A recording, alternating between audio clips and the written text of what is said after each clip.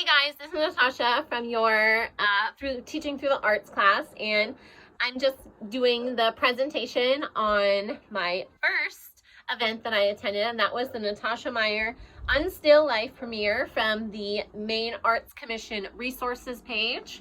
So I was super intrigued to attend that premiere because I watched the trailer from the Unstill Life kind of homepage or whatever, and it seemed like our values and ideals really aligned in that she is against capitalism and the little people struggling and the military industrial complex, just all things that I'm like totally against as well. So I was really eager to see the film, and I definitely highly recommend it. I felt, as I mentioned, I felt a sincere connection to her based on our shared principles and beliefs. And she was actually boycotting at Bath Iron Works, and she dressed up as this carbon footprint, like black toe, had some words on it that were she was just demonstrating against the military industrial complex, whereas they were christening a new ship or something, and so she was dressed up, and she was curious as to why are we spending $1 million on education or turbines or to retrieve the plastics out of the ocean. So that really resonated with me, because it's like, we're spending billions of dollars to build these huge warships, yet there's struggle everywhere in our country. So she just really had some really valid points, and some that really hit home with me. And let's see.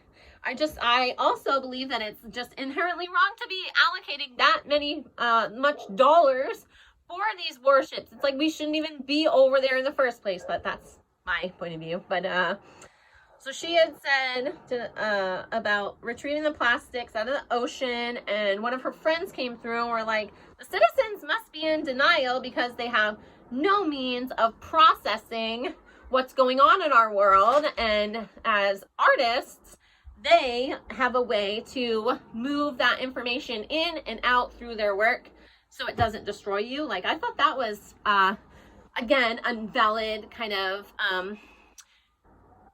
interesting perspective to have on art, because it's true, a lot of people are struggling and they don't even know why, because they just don't know how to process what's going on day to day. And so they were like, one thing artists do is make pictures. Artists take a difficult experience, shape it, move it back outside of themselves, and they just process that. So I thought that was a really cool way to think of art and political art in that sense. And so yeah, I just think it's a really what's the word I'm looking for? I just think it's all of us can relate to things that she's promoting in this video. Like, she has a mental health social club, an art social club for sufferers of mental illness, and I thought that was cool. She's like super passionate about her craft, that she was displaying homelessness around Portland, and she just is, you don't really see too many people doing the work that she does because they're afraid. And that was one thing that I really liked about her, was she did not seem afraid. Even though she got arrested at Bath Iron Works, she never seemed to be slowed down. And I can really, I guess, sort of relate to her in that, not giving up on what you stand for. I think that is a principle that all of us should instill in all, like, whoever we're working, whether it's children, adults, whoever you're teaching, just instill that passion for what you do and that drive of getting it done no matter what. So that was really cool. And then another thing that she had started through her the art collaborative, where they are making progressive art for progressive causes. They were doing a Maine Welcomes Our New Neighbors project with an after-school program in Portland at Portland High School, and 78 different countries were represented in these buoys. They started it on Congress Street at the Wadsworth home, and then they put it at the Jetport, another setup, and then another setup on the Skywalk at USM. Like, I loved how that, because Maine is a pretty, what's the word I'm looking for? There are a lot of different ethnicities that are represented here, and it's good to see that, you know,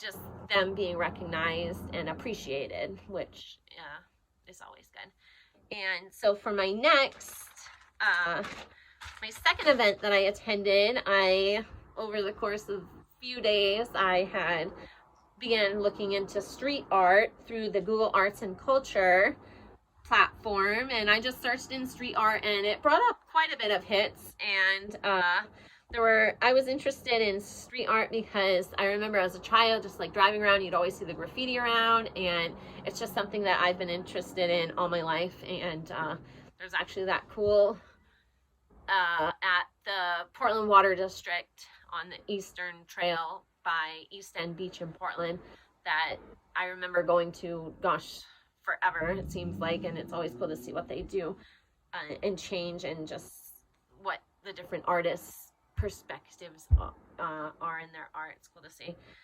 So that's my connection to street art, and I've just been fascinated by the culture of street art, and you know, it's just cool. It's kind of like rogue and risque kind of, and just fun. So I spent a fair amount of time browsing the arts and culture page, and so I ended up on this street art around New York City of a street art museum, and it's actually takes place obviously outside, but they still had these like cue cards of who the artist was and a brief little biography about that work.